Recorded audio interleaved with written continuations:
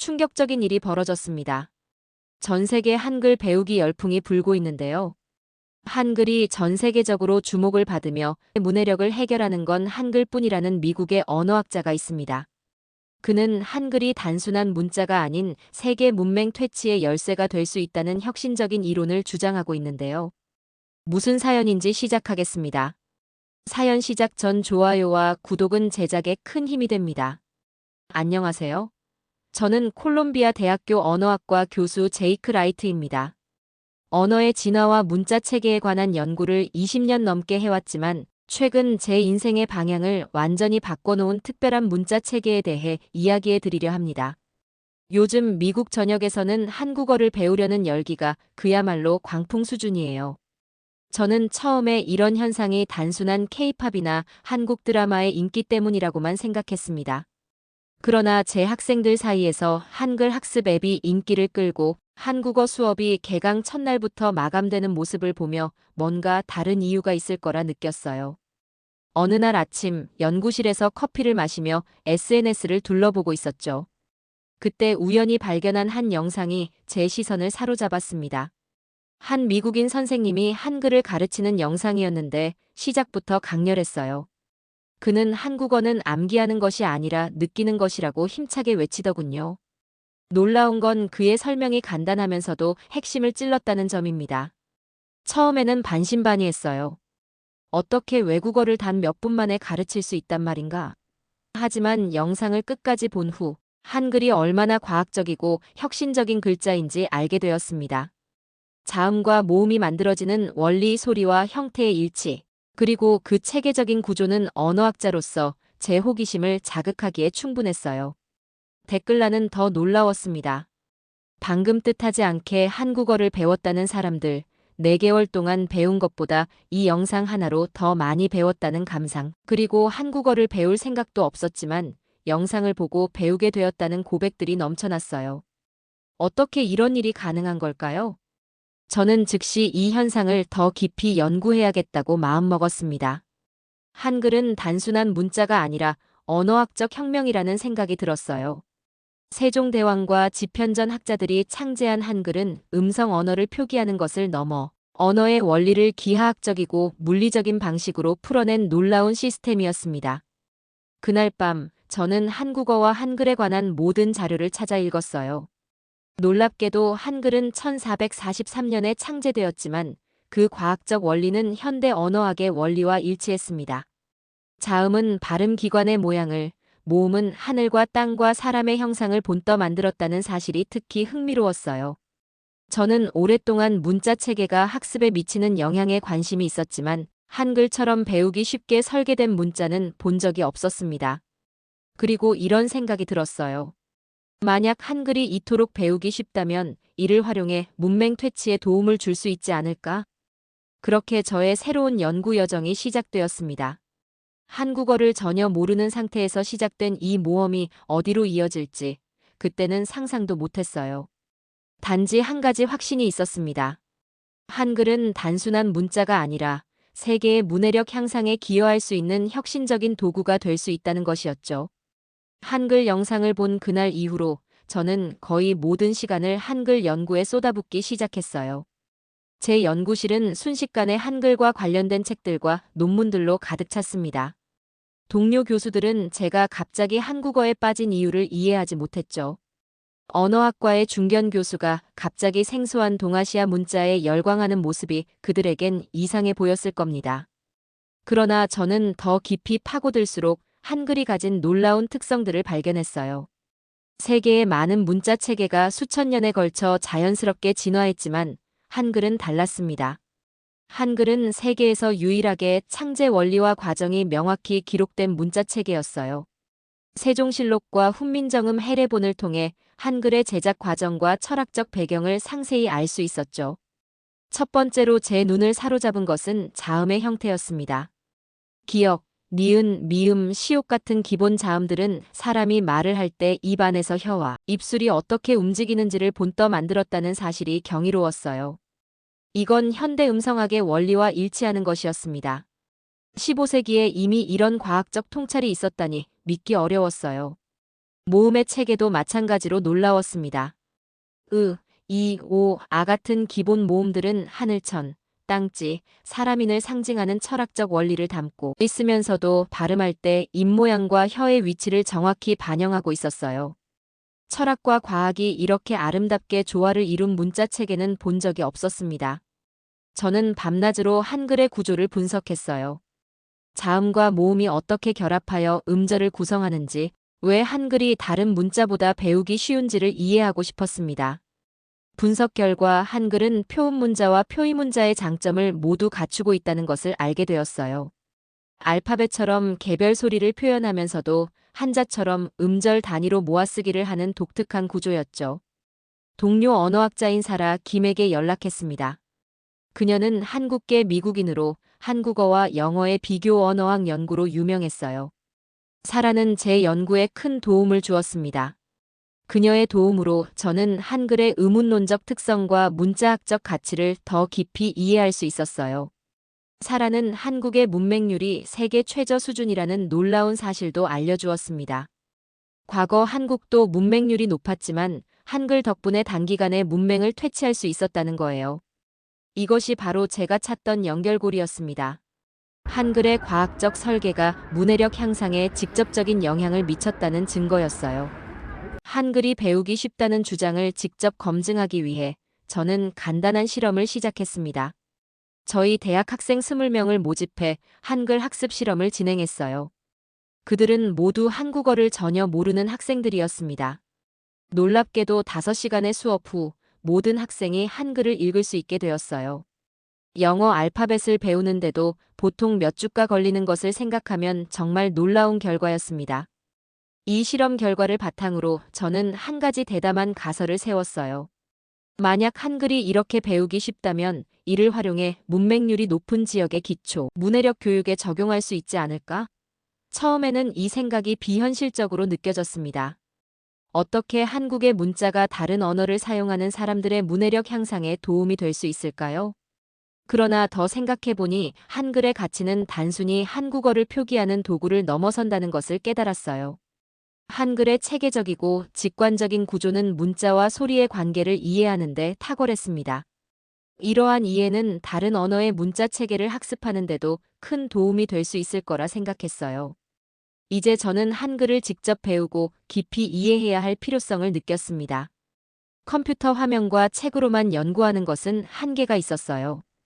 저는 대학에 연구 휴가를 신청하고 한국으로 떠나기로 결심했습니다.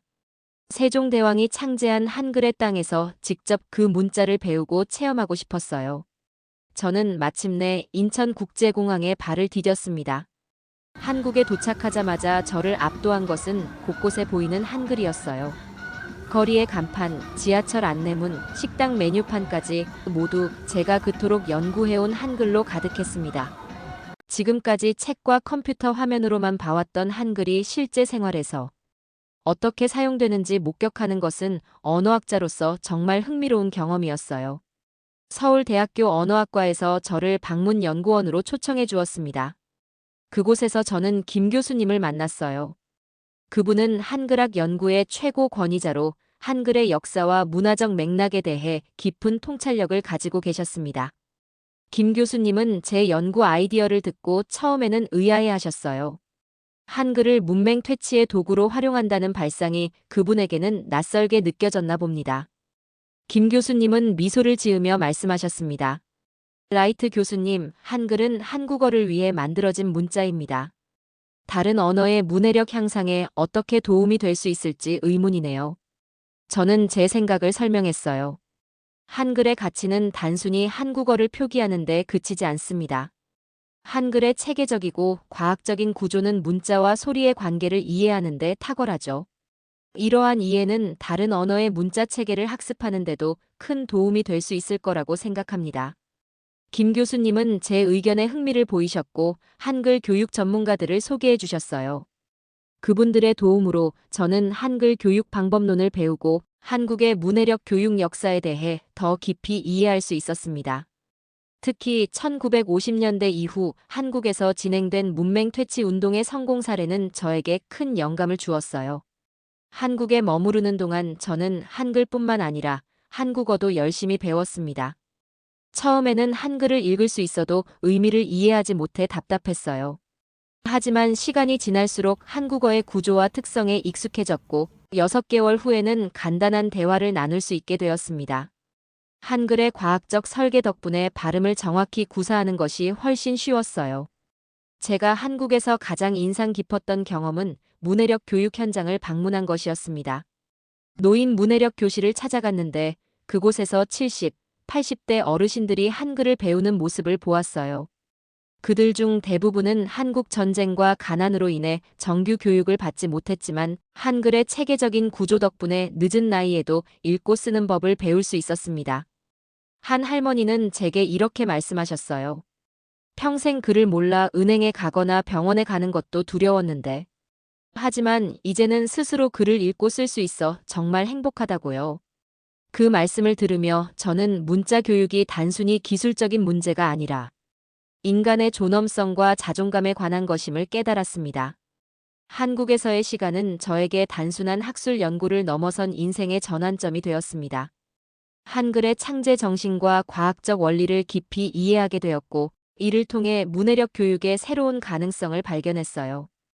이제 저는 미국으로 돌아가 본격적인 실험을 시작할 준비가 되었습니다. 한글을 통한 문해력 향상 프로그램을 개발하여 세계의 문맹 퇴치에 기여하고 싶었어요. 한국에서의 생활을 마치고 미국으로 돌아온 저는 완전히 다른 사람이 되어 있었습니다. 무엇보다 한글의 교육적 가치에 대한 확신이 더욱 강해졌어요. 콜롬비아 대학교로 복귀한 저는 즉시 새로운 연구 프로젝트를 시작했습니다. 저의 목표는 분명했어요. 한글의 체계적 구조를 활용하여 문맹률이 높은 지역의 기초문해력 교육을 돕는 것이었습니다. 미국에도 여전히 문해력이 부족한 성인이 수백만 명이나 있다는 사실은 많은 사람들이 모르고 있어요. 교육 선진국이라 불리는 미국에서조차 약 21%의 성인이 기초적인 읽기와 쓰기에 어려움을 겪고 있었습니다. 저는 우선 연구팀을 구성했어요. 한국에서 만난 한글 교육 전문가 윤 선생님을 미국으로 초청했고 언어학과 교육학 분야의 동료 교수들과 대학원생들을 모았습니다. 우리는 한글을 활용한 문해력 향상 프로그램을 개발하기 시작했어요. 첫 번째 과제는 적절한 실험 대상을 찾는 것이었습니다. 저는 뉴욕시의 성인 문해력 교육센터에 연락했어요. 처음에 센터 책임자는 제 제안을 들었을 때 상당히 회의적이었습니다. 그는 문맹자들에게 한국 문자를 가르친다는 발상이 현실적이지 않다고 생각했어요. 하지만 저는 포기하지 않고 한글의 구조적 특성과 학습의 용이성을 설명했습니다. 긴 설득 끝에 센터는 20명의 성인, 문맹자들을 대상으로 8주간의 시범 프로그램을 운영할 수 있도록 허락해 주었어요. 참가자들은 다양한 배경을 가진 분들이었습니다. 10대 시절 학교를 중퇴한 사람, 이민자 출신으로 영어를 제2언어로 배우는 사람, 학습 장애를 가진 사람 등 각자 다른 이유로 읽기와 쓰기에 어려움을 겪고 있었어요.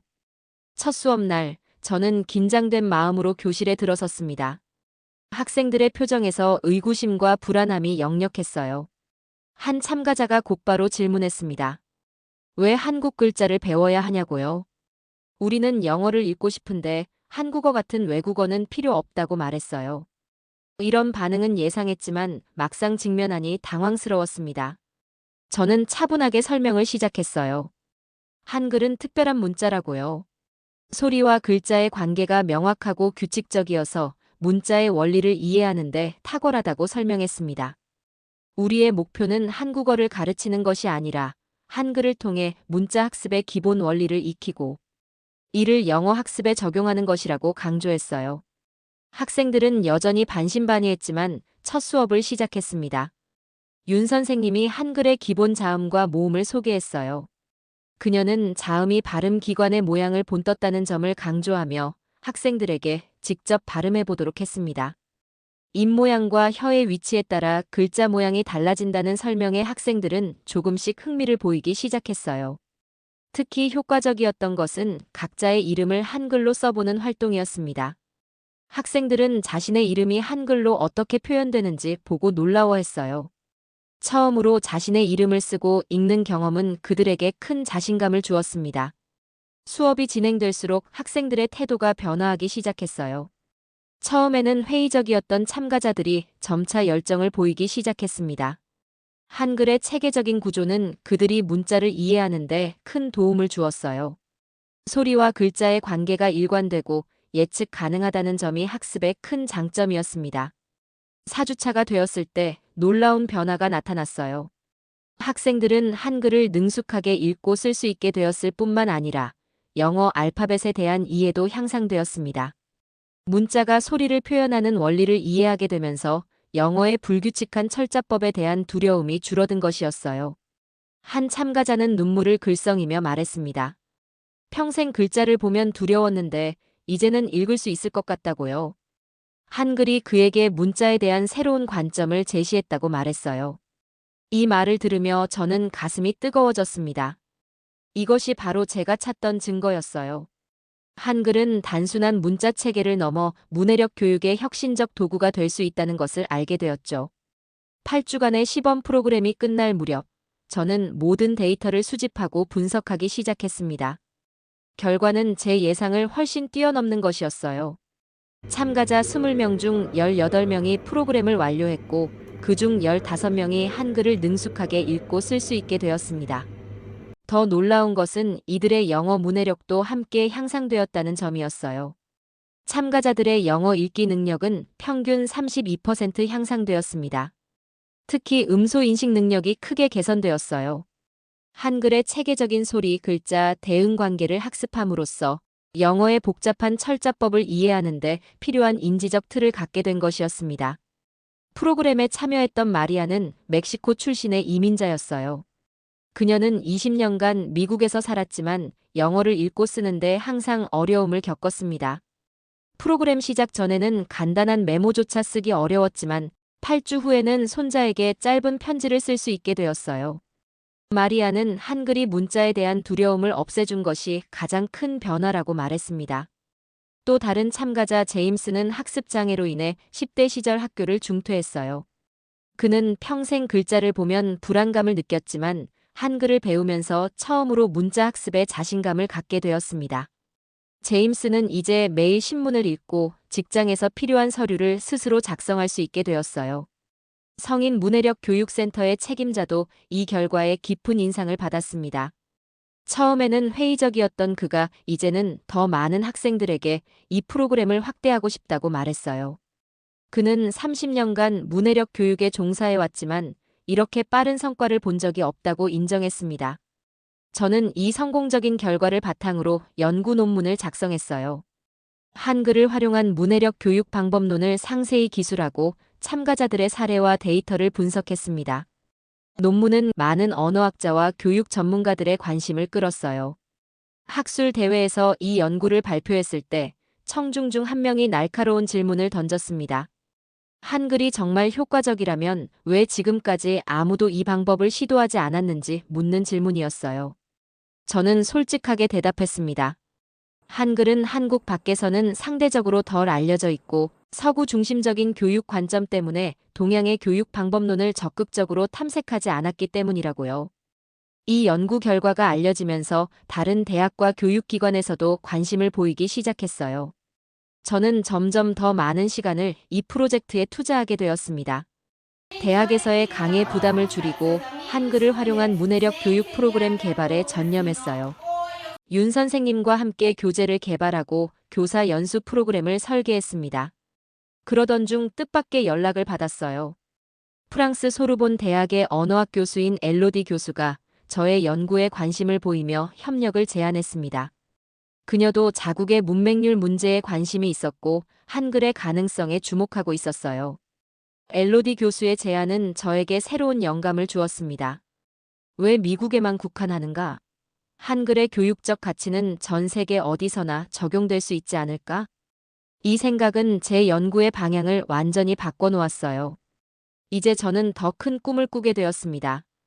미국, 프랑스, 그리고 더 나아가 문해력 문제를 겪고 있는 세계. 각국에서 한글을 활용한 교육 방법론을 전파하는 것이었어요. 한글이 단순한 한국의 문자가 아니라 전 세계 문해력 향상을 위한 도구가 될 수 있다는 가능성에 가슴이 뛰었습니다. 첫 번째 실험의 성공은 끝이 아니라 시작이었어요. 이제 저는 더 많은 사람들에게 한글의 가치를 알리고 더 많은 나라에서 한글을 통한 문해력 교육을 실천하기 위한 여정을 시작하려 합니다. 세종대왕이 600년 전 모든 백성이 쉽게 배우고 쓸 수 있는 문자를 만들겠다는 꿈을 품었듯이 저 또한 한글이 전 세계 문해력 교육의 혁신을 이끌 수 있다는 꿈을 품었습니다.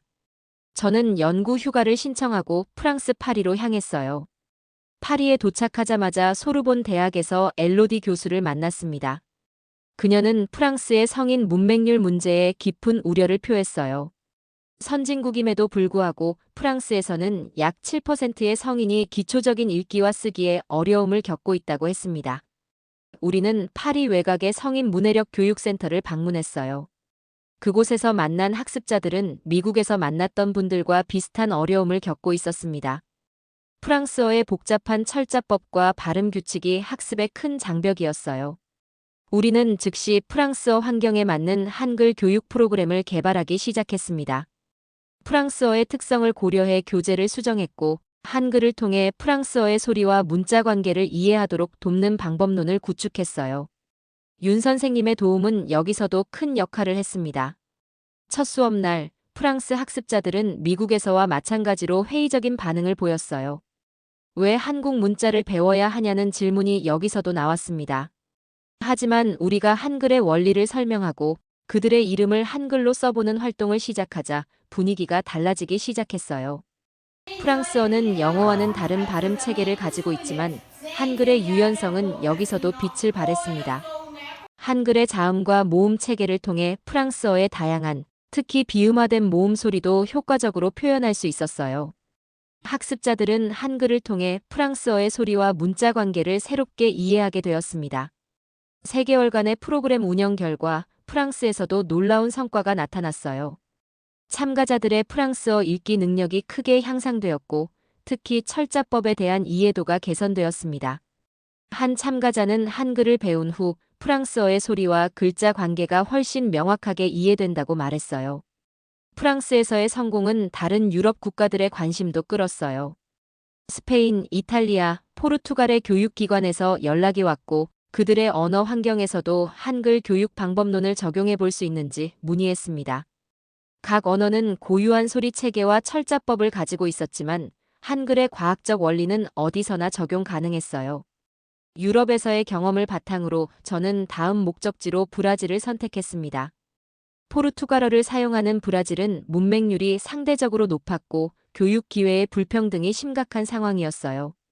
브라질 상파울루 대학의 교육학 교수 카를로스 네베스의 초청으로 저는 브라질로 향했습니다. 브라질에서는 도시 빈민가인 파벨라 지역의 성인들을 대상으로 프로그램을 시작했어요. 이곳의 환경은 미국이나 프랑스와는 매우 달랐습니다. 학습자들 대부분은 정규 교육을 거의 받지 못했고 기초적인 생계 문제로 인해 교육에 투자할 시간이 부족했어요. 그럼에도 불구하고 한글 교육 프로그램은 브라질에서도 효과를 보였습니다. 학습자들은 한글의 체계적인 구조를 통해 문자 학습의 기본 원리를 이해하게 되었고 이를 포르투갈어 학습에 적용할 수 있었어요. 특히 포르투갈어의 복잡한 강세 규칙을 이해하는데 한글의 원리가 도움이 되었습니다. 브라질에서 가장 감동적인 경험은 60대의 한 어부를 만난 것이었어요.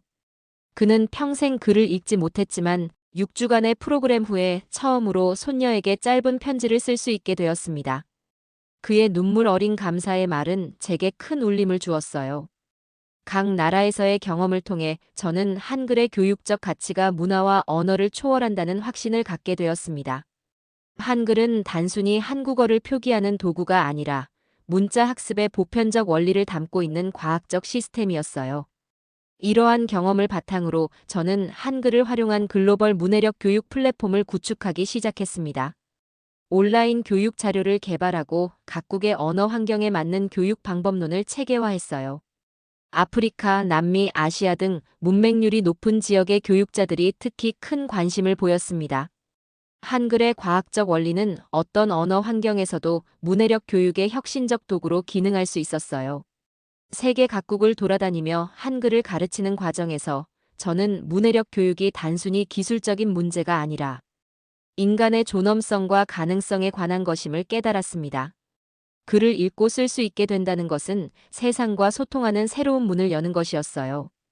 한글은 그 문을 여는 열쇠였습니다. 세계 여러 나라에서의 성공적인 경험을 바탕으로 저는 이제 제 연구를 더욱 체계화할 필요성을 느꼈습니다. 단순한 현장 교육을 넘어 학술적으로 이론을 정립하고 다양한 언어와 환경에서의 효과를 과학적으로 증명하고 싶었어요.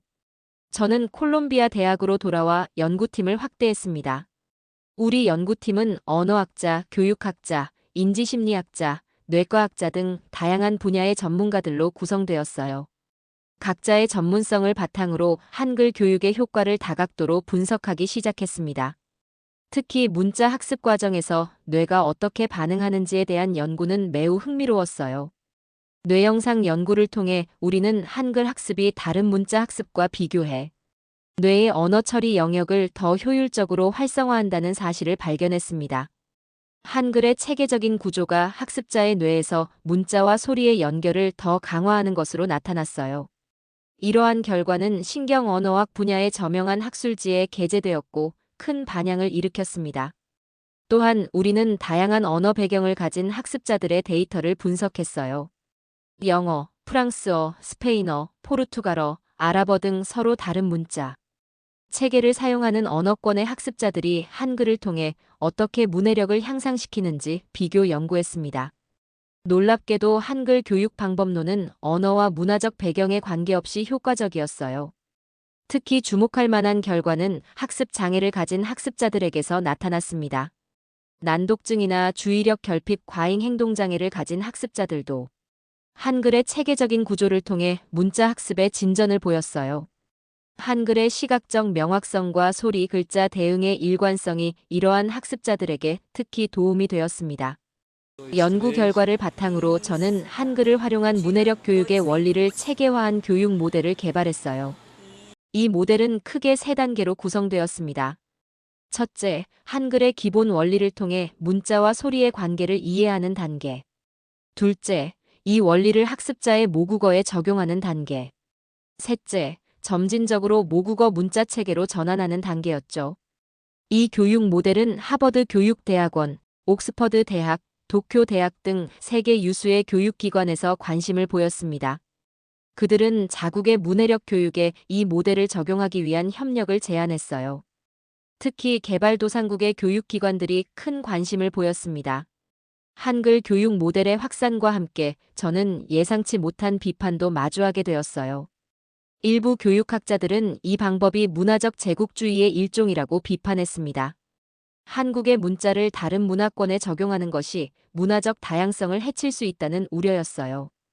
이러한 비판에 대응하기 위해 저는 한글 교육의 목적을 명확히 했습니다. 우리의 목표는 결코 다른 언어나 문화를 한국화하는 것이 아니라 한글의 과학적 원리를 활용해 각 언어와 문화에 맞는 문해력 교육을 지원하는 것이라고 강조했어요. 한글은 도구이지 목적이 아니었습니다. 또한 저는 한글을 창제한 세종대왕의 철학에 주목했어요.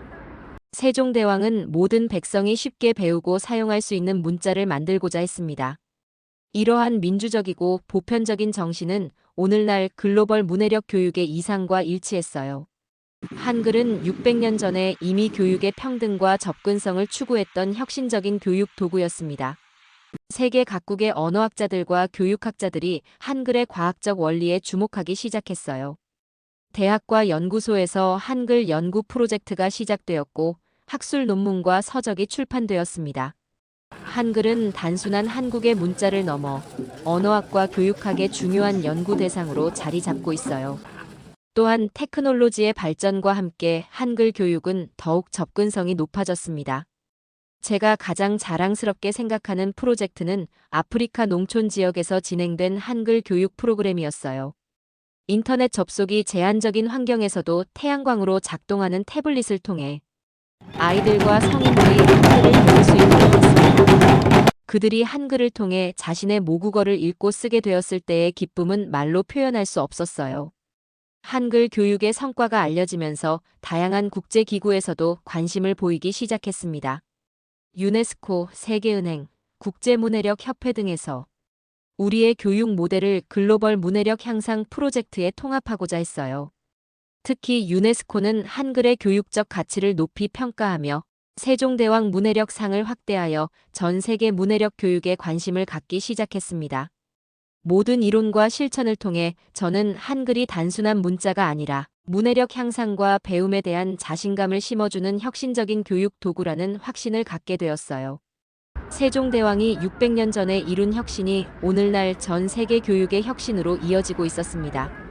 한글의 여정은 이제 막 시작되었습니다. 저는 더 큰 목표를 향해 나아가야 할 때라고 생각했습니다. 단순한 학술 연구나 지역적 교육 프로그램을 넘어 전 세계적인 문해력 향상 운동으로 한글 교육을 확장하고 싶었어요. 이를 위해 저는 세계 교육 포럼을 개최하기로 결심했습니다. 포럼 첫날, 저는 기조연설을 통해 지난 10년간의 연구 결과와 경험을 공유했습니다.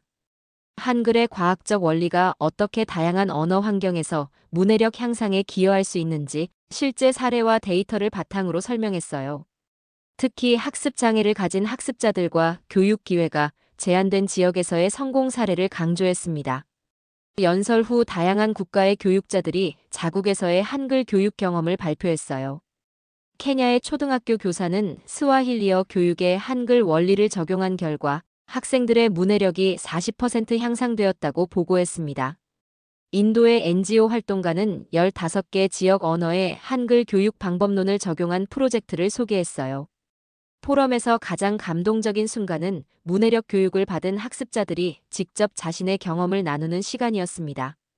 브라질의 어부, 미국의 공장 노동자, 프랑스의 이민자, 아프리카의 농부 등 전 세계에서 온 학습자들이 한글을 통해 자신의 삶이 어떻게 변화했는지 이야기했어요. 그들의 진솔한 이야기는 참석자 모두에게 깊은 울림을 주었습니다. 포럼이 끝난 후 저는 더 많은 국가와 지역에서 한글 교육을 확산시키기 위한 구체적인 계획을 세웠습니다. 세계 각국의 교육부와 협력하여 정규 교육 과정에 한글 원리를 적용한 문해력 교육을 통합하는 프로젝트를 시작했어요. 또한 교사 연수 프로그램을 개발하여 각국의 교사들이 한글 교육 방법론을 익히고 적용할 수 있도록 지원했습니다. 기술의 발전과 함께 한글 교육의 접근성도 크게 향상되었어요. 인공지능 기반의 학습 플랫폼을 개발하여 학습자의 수준과 언어 배경에 맞는 맞춤형 교육을 제공했습니다. 또한 오프라인 환경에서도 사용할 수 있는 교육 자료와 도구를 제작하여 디지털 격차가 있는 지역의 학습자들도 한글 교육에 접근할 수 있도록 했어요. 이러한 노력의 결과 한글 교육은 점점 더 많은 국가의 문해력 정책에 반영되기 시작했습니다. 한글의 세계적 확산과 함께 한국에 대한 관심도 자연스럽게 높아졌어요. 많은 나라에서 한국어와 한국 문화에 대한 학습 수요가 증가했고 한글을 통해 한국과의 문화적, 교육적 교류가 활발해졌습니다. 세종대왕이 창제한 한글은 이제 한국을 세계와 연결하는 문화적 가교 역할을 하게 되었어요. 한글의 과학적 원리와 그 가치를 인정하는 것이라고 강조했습니다. 한글을 통한 세계 문해력 향상 운동이 확대되면서 저는 점점 더 세종대왕의 위대함을 깨닫게 되었어요. 600년 전 그는 단순히 새로운 문자를 만든 것이 아니라 지식과 교육의 민주화를 위한 혁명적인 도구를 창조한 것이었습니다. 세종대왕의 한글 창제 정신은 오늘날 전 세계 교육의 평등과 접근성 향상을 위한 노력과 맞닿아 있었어요. 이제 저는 제 연구의 미래에 대해 생각합니다. 한글의 과학적 원리는 인공지능 시대의 언어 교육과 인지, 발달에도 중요한 통찰을 제공할 수 있을 것이라고 믿어요. 한 언어학자의 호기심에서 시작된 연구가 이제는 전 세계 문해력 교육의 혁신으로 이어졌어요. 이것은 한글의 힘이자 교육이 가진 변화의 잠재력을 보여주는 증거입니다. 세종대왕이 600년 전 모든 백성이 쉽게 배우고 쓸 수 있는 문자를 만들겠다는 꿈을 품었듯이 저 또한 모든 사람이 문자를 읽고 쓸 수 있는 세상을 꿈꿉니다. 한글은 이제 그 꿈을 실현하는 열쇠가 되었습니다. 한글의 세계적 여정은 이제 시작에 불과합니다. 이 여정이 어디로 이어질지 저는 무한한 가능성을 보고 있습니다. 오늘 사연은 여기까지입니다. 한글을 쓸 때마다 항상 느끼는 마음은 세종대왕님 감사합니다라는 생각입니다. 여러분의 사연을 댓글로 남겨주세요. 시청해주셔서 진심으로 감사드립니다.